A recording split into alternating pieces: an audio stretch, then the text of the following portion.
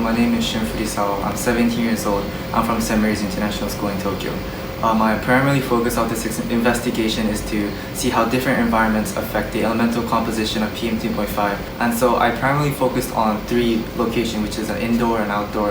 And I wanted to also focus in on how like a very toxic environment like that of a factory has effects on cells as well. And so I'm conducting an experiment and collecting data and samples at my own house's balcony, as well as an indoor environment, plus a place called Manufacturing Center at Keio University.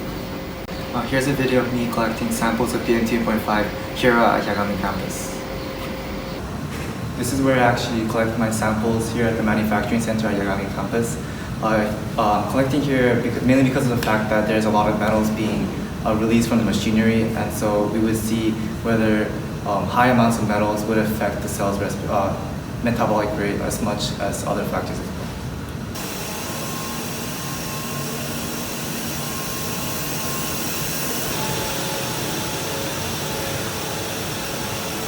The overall setup of this experiment was by using this pump where we would suck the air through this filter, and inside of this filter is composed of mainly two components. And the first, that air that comes through would hit this impactor, and as a result, particles bigger than PM2.5 would stay on this filter here, where particles smaller than PM2.5 or PM2.5 would go through this hole right here, and as a result end up being collected on this filter where we collect samples. And the square box that you can see here is actually a PM2.5 that we have actually collected from this atmosphere over the past week. And with this data or a sample, we'll conduct cell exposure and elemental analysis to see what kind of elements and especially what kind of metals affect the cell's metabolic rate.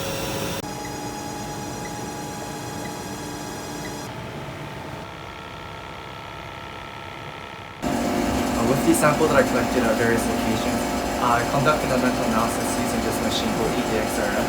And with this machine, I'm able to see the elemental composition of the sample that I collected. And like data like here, it tells me the information of how much each element is consisting within the sample that I collected.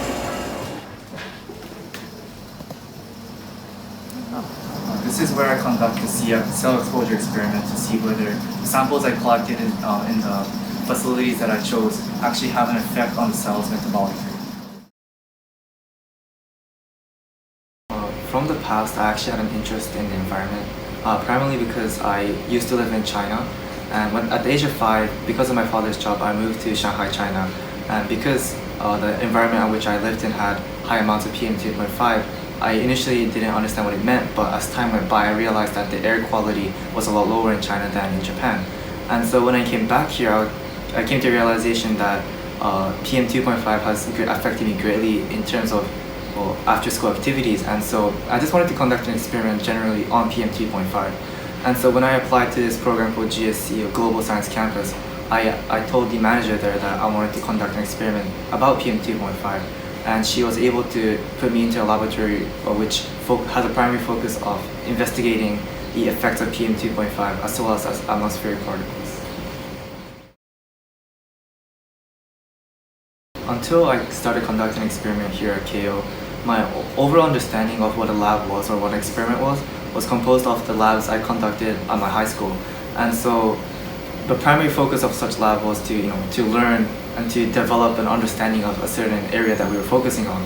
But in the case here at Keio University, I was focusing more on trying to develop a new knowledge and develop new knowledge that hasn't been found before.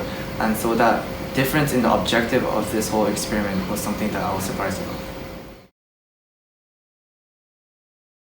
With this understanding of what a university-level investigation experiment looks like, I want to get into a university where I can conduct such research in a field of science.